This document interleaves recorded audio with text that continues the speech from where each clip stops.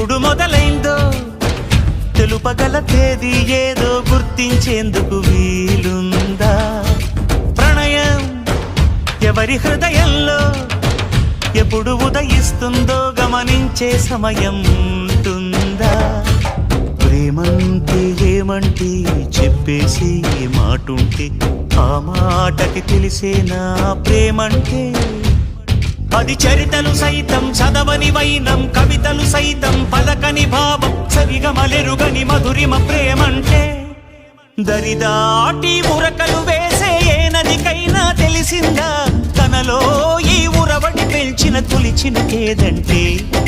సిరిపై రై ఎగిరే వరకు చేనుకు మాత్రం తెలిసిందా తనలో కనిపించే కళలకు తొలి పిలిపేదంటే?